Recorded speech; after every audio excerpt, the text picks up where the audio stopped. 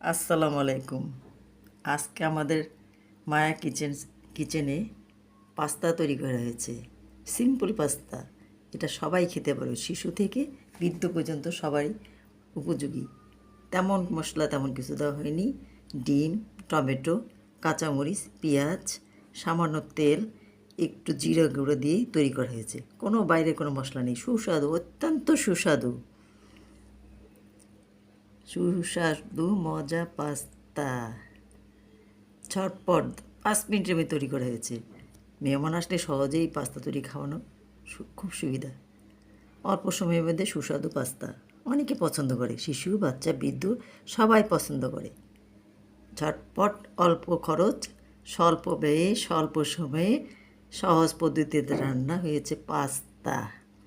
আপনারা এইভাবে তৈরি করে খেতে পারেন। মেহমান আসলে চটপট তৈরি করে দেবেন, সময় লাগবে না, সহজে তৈরি করবেন, অল্প ব্যয় হয়ে যাবে।